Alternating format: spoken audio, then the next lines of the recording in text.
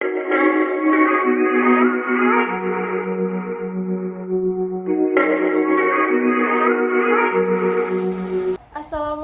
warahmatullahi wabarakatuh. Halo semuanya, perkenalkan nama saya Anissa Rosita Sarah. Di video ini saya akan menjelaskan materi IPA mengenai sistem gerak pada manusia. Tentunya saya tidak akan sendiri karena saya akan ditemani oleh rekan saya yaitu Susilowatini. Halo teman-teman, aku Susilowatini, biasa dipanggil Susi. Kali ini kita akan membahas tentang sistem gerak pada manusia.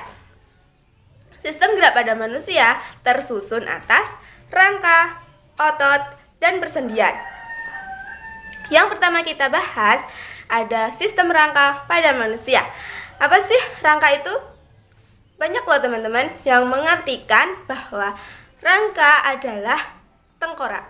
Padahal itu kurang tepat ya teman-teman. Terus apa yang tepat? Mau tahu jawabannya? Simak video ini sampai selesai ya. Jangan lupa like, comment, and share karena satu like dari kalian akan sangat berharga bagi kami. Terima kasih.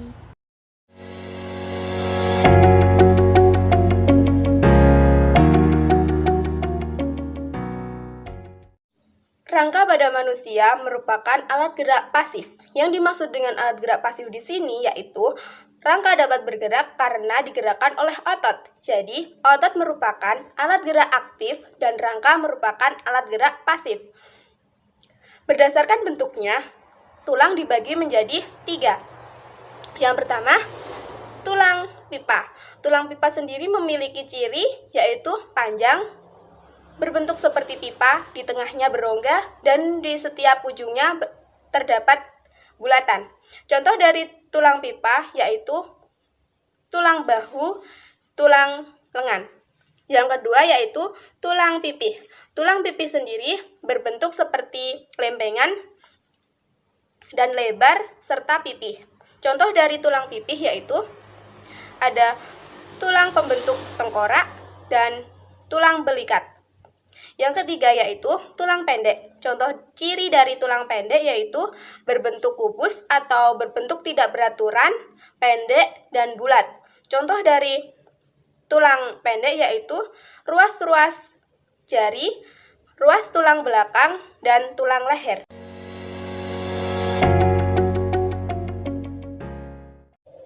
Selanjutnya, kita akan membahas tentang tulang penyusun rangka tubuh. Tulang penyusun rangka tubuh terdiri atas 1.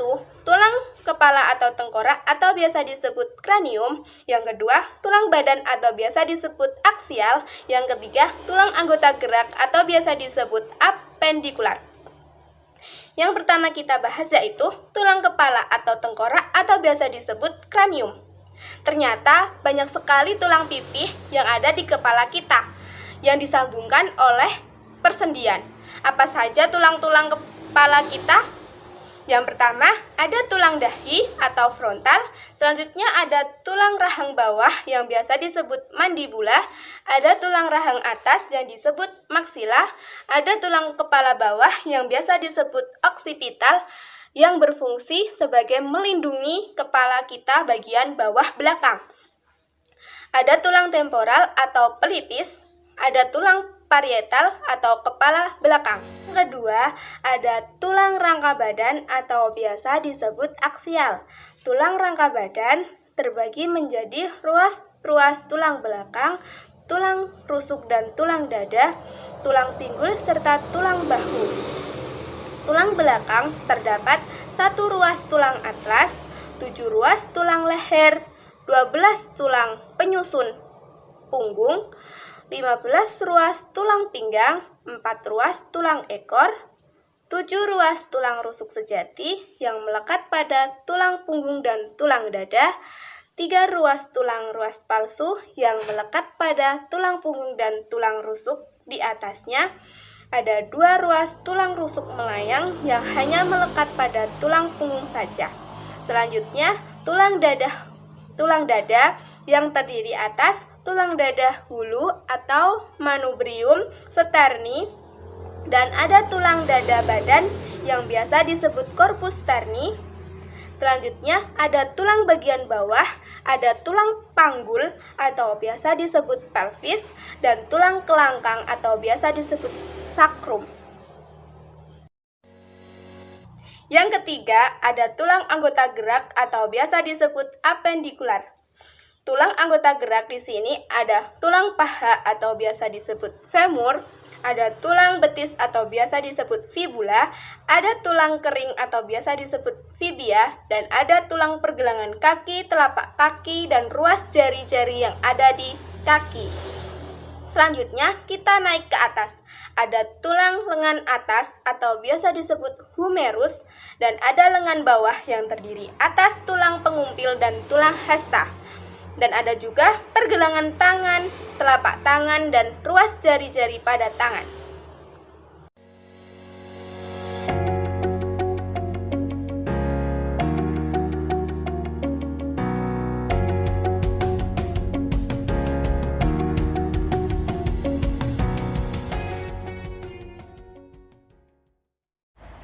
Nah, sekarang saya akan menjelaskan poin yang kedua, yaitu mengenai sendi.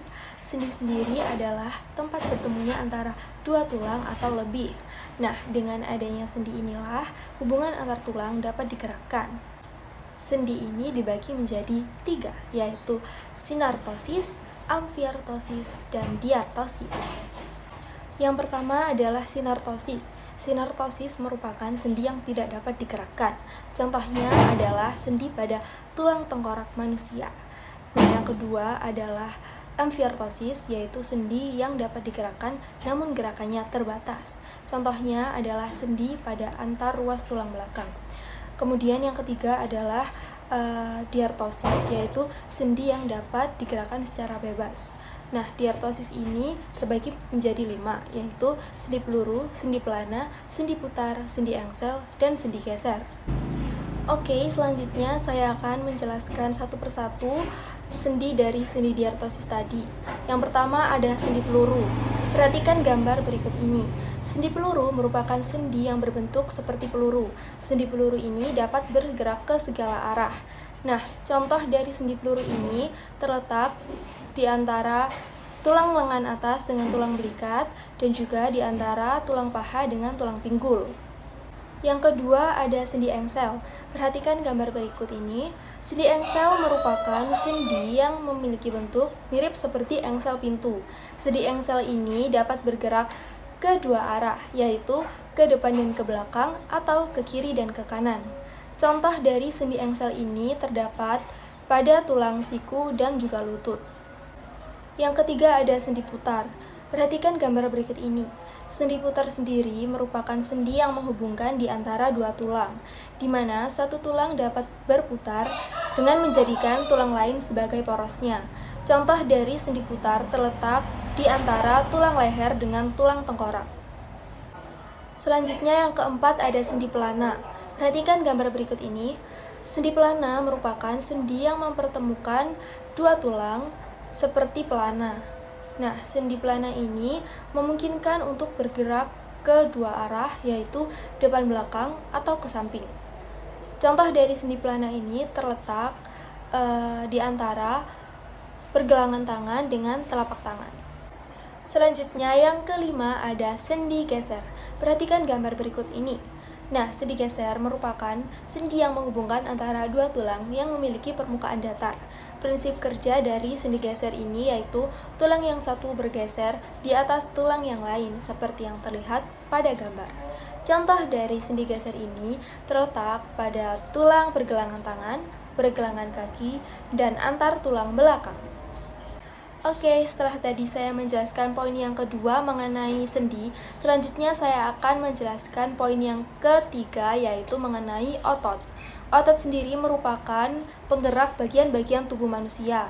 Otot sering juga disebut sebagai alat gerak aktif. Otot mengisi sebanyak 35 hingga 40% massa tubuh manusia. Otot dapat berkontraksi dan juga berelaksasi. Untuk lebih jelasnya, perhatikan gambar berikut ini.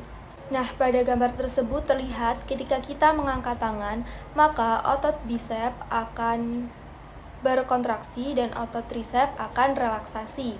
Sedangkan ketika kita merentangkan tangan, maka otot bisep akan relaksasi dan otot trisep akan berkontraksi. Selanjutnya ada prinsip kerja otot yang dibagi menjadi 3 bagian. Yang pertama yaitu berlawanan seperti pada otot bisep dan trisep. Kemudian yang kedua adalah volunteer atau dapat disadari seperti yang terdapat pada otot rangka. Kemudian yang ketiga adalah involunteer atau tidak dapat disadari seperti yang terdapat pada otot polos dan juga otot jantung. Selanjutnya ada jenis-jenis otot yang dibagi menjadi 3 seperti yang terlihat pada gambar.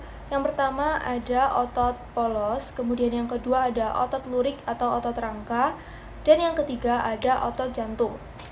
Selanjutnya saya akan menjelaskan satu persatu dari jenis-jenis otot tersebut.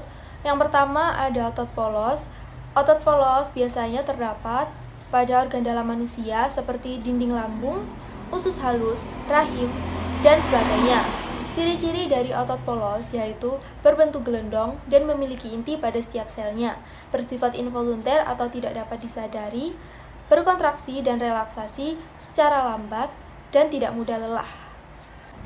Yang kedua ada otot rangka atau otot lurik. Otot rangka atau otot lurik merupakan otot yang paling banyak terdapat pada tubuh manusia.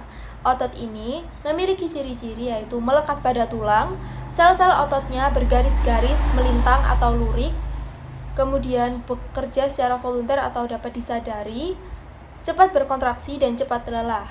Otot rangka atau otot lurik ini merekat pada tulang dengan perantara tendon. Tendon sendiri merupakan pita tebal, berserabut, dan liat. Yang ketiga ada otot jantung. Otot jantung sendiri merupakan otot yang hanya terdapat di jantung. Otot jantung memiliki ciri-ciri yaitu hampir mirip seperti otot lurik, tetapi dia berbentuk gelendong. Kemudian memiliki inti sel yang berada di tengah, bersifat involunter atau tidak dapat disadari, serta berkontraksi dengan cepat dan berirama. Selanjutnya, kita akan membahas tentang gangguan sistem gerak. Gangguan sistem gerak terdiri atas skoliosis, yang disebabkan karena kebiasaan duduk menyamping sehingga tulang punggung menjadi bengkok ke arah samping. Yang kedua ada lordosis, yang disebabkan karena kebiasaan duduk di meja yang terlalu tinggi sehingga tulang punggung membengkok ke depan. Yang ketiga ada kifosis, yang disebabkan karena kebiasaan duduk di meja yang terlalu rendah sehingga tulang punggung membengkok ke belakang. Ada juga kelainan tulang yang terdiri atas rakitis, yang merupakan tulang rapuh akibat kekurangan vitamin D di masa pertumbuhan. Ada juga osteoporosis, yang merupakan pengapuran tulang. Pada kelainan sendi ada osteoartritis yang merupakan peradangan sendi. Pada otot ada tetanus yang merupakan penyakit yang disebabkan oleh bakteri Clostridium tetani yang menyebabkan gangguan kontraksi. Ada juga atrofi yang merupakan kondisi di mana jaringan otot mengecil. Makin mengecil, lama-kelamaan tidak berfungsi. Sekian penyampaian materi dari kelompok kami. Bila ada kesalahan dalam pengucapan kata atau kalimat, kami memohon maaf sebesar-besarnya. Terima kasih. Wassalamualaikum warahmatullahi wabarakatuh.